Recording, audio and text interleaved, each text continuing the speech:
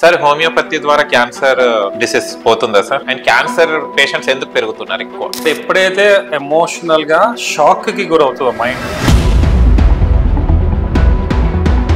Actually చెప్పాలంటే cancer వల్ల ఎవరు చనిపోరు. అంటే క్యాన్సర్ వచ్చిన ప్రతి పేషెంట్ చనిపోవడం జరుగుతుందా సార్? క్యాన్సర్ వస్తే క్యూర్ కావడానికి ఎలాంటి స్టేజ్ లో వాళ్ళు చనిపోవడం జరుగుతుంది? అదొక దయ్యం భూతం. మన క్యాన్సర్ వచ్చిందంటే చచ్చిపోతాము, బతుకము, ఇంకా అయిపోయింది లైఫ్ అనేది ఫస్ట్ వాళ్ళకి భయం స్టార్ట్ అవుతుంది. ఫస్ట్ చనిపోయేది భయంతో, రెండోది కీమోథెరపీ, తర్వాతనే సో ట్రీట్మెంట్. వాళ్ళు ఏదైతే అలోపతిలో రేడియేషన్ తర్వాత కీమోథెరపీ ఇస్తారో ఆ కీమోథెరపీ వల్ల చనిపోయే వాళ్ళు ఎక్కువ.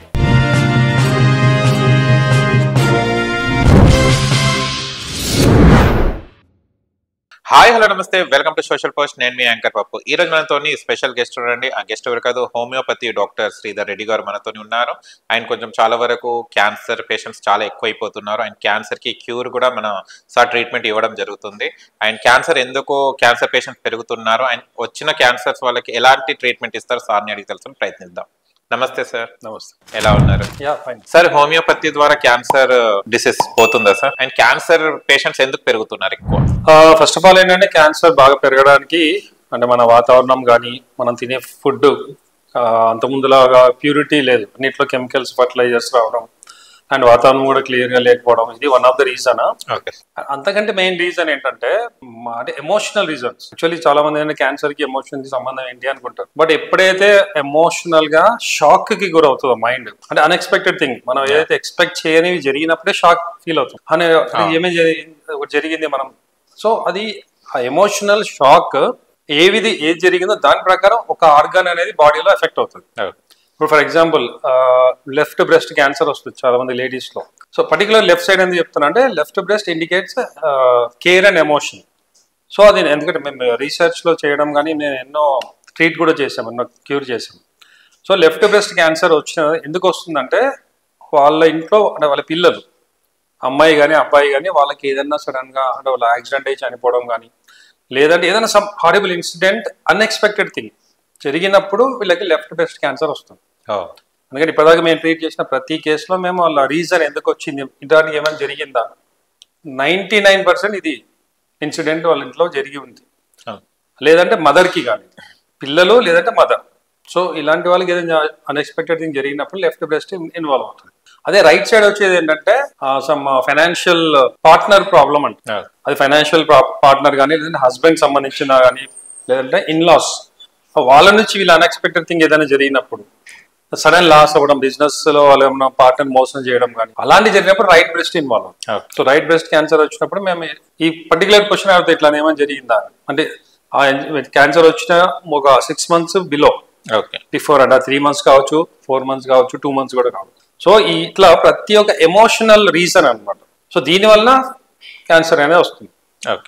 సో అది అంటే చిన్న చిన్న ఎమోషన్స్, వాళ్ళకి కొంతమంది డిప్రెషన్ లో ఉండడము ఇట్లాంటివి ఉంటాయి, దానికి క్యాన్సర్ రాదు, చిన్న చిన్న ప్రాబ్లమ్స్ వస్తాయి. సో క్యాన్సర్ రావాలి అంటే కంపల్సరీ ఆ షాక్ అనేది ఉంటుంది. అంటే క్యాన్సర్ వచ్చిన ప్రతి పేషెంట్ చనిపోవడం జరుగుతుందా సార్? క్యాన్సర్ వస్తే క్యూర్ ఏమైనా ఉందా, డిసీజ్ క్యూర్ కావడానికి ఎలాంటి స్టేజ్ లో వాళ్ళు చనిపోవడం జరుగుతుంది?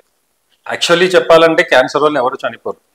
ఎందుకంటే అపోహ ఉంది, ప్రతి ఒక్కరు అదే భయపడతారు. మా రీసెర్చ్ కానీ మా అవగాహన, మేము చెప్పే పేషెంట్స్ మేము చెప్పేది కూడా ఫస్ట్ థింగ్ ఏంటంటే క్యాన్సర్ అనే భయం. క్యాన్సర్ అనగానే ఒక ఇప్పుడు లాస్ట్ టైం కోవిడ్ టైంలో కూడా కోవిడ్ పాజిటివ్ అనగానే ఆ భయంతో చాలా మందికి లంగ్స్ ఎఫెక్ట్ అయ్యి ఆ విధంగా చనిపోయారు. కోవిడ్ వల్ల చనిపోయింది చాలా తక్కువ.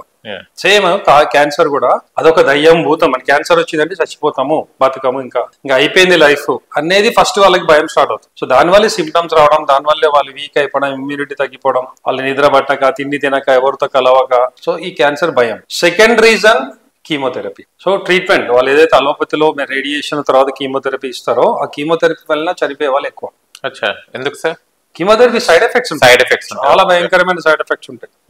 అంటే బాడీని మొత్తం ఓవర్ హీట్ చేసేయడము, వాళ్ళకి మంటలు వేయి రావడం, జుట్టు రాలిపోవడం, ప్లస్ ఆ కీమోథెరపీ తర్వాత వాళ్ళని వాళ్ళు చూసుకునే వాళ్ళకి భయం వేస్తుంది, ఫుడ్ తినబుద్ధి కాదు, నిద్ర రాదు. సో దాని సైడ్ ఎఫెక్ట్స్ చాలా ఎక్కువ ఉంటాయి కీమోథెరపీ వల్ల. సో క్యాన్సర్ ఒరిజినల్ గా చనిపోయింది థర్డ్ స్టేజ్, అంటే క్యాన్సర్ వల్ల చనిపోయే వాళ్ళు పోలే తక్కువ మంది ఉంటారు. ఫస్ట్ చనిపోయేది భయంతో, రెండోది కీమోథెరపీ, తర్వాతనే క్యాన్సర్ మరీ అడ్వాన్స్ స్టేజ్కి వెళ్ళిపోయి బాగా ఏజ్డ్ ఉండి కానీ అలాంటి వాళ్ళు చనిపోతారు. సో క్యాన్సర్ వచ్చినా భయపడకూడదు. ఫస్ట్ ఎంతో మంది క్యాన్సర్ ఉన్న వాళ్ళని మేము ట్రీట్ చేసాం, నార్మల్ అయిపోయింది. బట్ మా దగ్గరికి ఏంటంటే చాలా మటుకు అంతా ఈ రేడియేషన్ కీమోథెరపీ తీసుకోవడం లేదంటే తీసుకున్న తర్వాత మా దగ్గరికి రావడం జరుగుతుంది. సో అప్పటికి కూడా వాళ్ళకి తగ్గుతుంది, బట్ 100% క్యూర్ అవుతుందని చెప్పలేము. ఇనీషియల్ స్టేజ్ లో కానీ సెకండ్ స్టేజ్ లో కానీ 100% తగ్గుతుంది మా టైంలో మా దగ్గరికి వస్తే. బట్ చాలా మంది మా దగ్గరికి వచ్చేంత అడ్వాన్స్ స్టేజ్ లో వస్తారు. సో ఇక్కడ ఏమవుతుందంటే వాళ్ళకి మేము ముందు చెప్తాం క్యూర్ అనేది, అంటే పేషెంట్స్ చెప్పము, వాళ్ళ పిల్లలు కానీ ఎవరైనా వస్తారు కదా. సో 100% క్యూర్ అనేది మేము చెప్పలేము. బట్ ఇప్పుడు హాస్పిటల్లో ఒక 15 days 1 month కంటే ఎక్కువ బతకరని పంపించేస్తారు. అలాంటి కేసెస్ మా దగ్గరికి వచ్చిన వాళ్ళు 4 years 5 years కొంతమంది 10 years బతికిన వాళ్ళు ఉన్నారు. బట్ క్యాన్సర్ ఉంటుంది, దాని ఎఫెక్ట్స్ అనేది మెల్లమెల్లగా పోయి ఆ మైల్డ్ గా ఉండి ఎప్పటికో వాళ్ళు చనిపోతారు. సో లైఫ్ స్పాన్ అనేది గ్యారంటీ పెరుగుతుంది మా మెడిసిన్ ద్వారా. And first and second stage లో వస్తే 100% టోటల్ క్యూర్ అవుతుంది, నెగిటివ్ వచ్చేస్తుంది first and second stage. So మా దగ్గరికి వచ్చేది ఎక్కువ మటుకు ఫస్ట్ స్టేజ్ లో ఎవరు రారు, సెకండ్ స్టేజ్ కానీ థర్డ్ స్టేజ్ కానీ లేదంటే టోటల్ గా అడ్వాన్స్ స్టేజ్, ఇంకా వాళ్ళతో అందరు చేతులు ఎత్తేసి ఇంకా మాతో కాదు అన్నాక ఎవరో చెప్తే సరే ఎట్లాగో ఛాన్స్ లేదు కదా ఒక్కసారి ప్రయత్నం చేద్దాం ఈ డాక్టర్ దగ్గర మా దగ్గరికి వస్తారు. సో అప్పుడు వాళ్ళకి నేను చెప్తాను అనమాట, ఓకే ఇప్పటికీ ఛాన్స్ ఉంది, బట్ అట్లీస్ట్ వాళ్ళు 1 month లో చనిపోతారని చెప్పారు కదా, కనీసం ఒక 2-3 సంవత్సరాలు బతుకుతారు మా దగ్గర గ్యారంటీ అని వాళ్ళకి అష్యూరెన్స్ ఇచ్చి మా ట్రీట్మెంట్ స్టార్ట్ చేస్తాం. సో మా ట్రీట్మెంట్ లో ఏంటంటే మేము ఇచ్చే మెడిసిన్స్ ప్లస్ కౌన్సిలింగ్. ఎందుకంటే అసలు క్యాన్సర్ ఎందుకు వచ్చింది వాళ్ళకి తెలియాలి, ఈ ప్రాబ్లం వల్ల వచ్చింది, ఇలా జరిగిందా అని అంటే వాళ్ళు అప్పుడు స్టాండ్ అవుతారు, అవును సార్ ఇలా జరిగింది మీకు ఎట్లా తెలుసు, అసలు ఇది ఎవరు చెప్పలేదు మాకు అని. సో ఎవరు చాలా మంది తెలియదు. సో ఎమోషనల్, ఇప్పుడు చాలా మంది పేషెంట్స్ స్ట్రాంగ్ ఉంటారు మెంటల్లీ, కొంతమంది ఏదైనా లైట్ తీసుకుంటారు, వాళ్ళకి ఏం కాదు. ఎవరైతే సెన్సిటివ్ ఉంటారో ప్రతిదాన్ని వాళ్ళు ఓవర్ గా రియాక్ట్ అయిపోయి బాధపడి సెన్సిటివ్ పేషెంట్, ఓవర్ సెన్సిటివ్ అంటాం. సో అట్లాంటి వాళ్ళకే ఈ క్యాన్సర్స్ కానీ ఏమైనా కానీ వస్తాయి. అన్నిటికీ రఫ్ అండ్ టఫ్ గా ఉండి లైట్ తీసుకునే వాళ్ళకి అస్సలు కాదు. ఓకే, అంటే హెల్దీగా ఉంటారు, తర్వాత క్యాన్సర్ వచ్చిందని ఎలా తెలుస్తుంది సార్ వాళ్ళకి? ఫస్ట్ ప్రాబ్లం ఎలా క్రియేట్ అవుతుంది? సిమ్టమ్స్ అంటే ఎలాంటి సిమ్టమ్స్? ఒక్కొక్క ఏరియాని బట్టి క్యాన్సర్ అనేది కామన్ కాదు.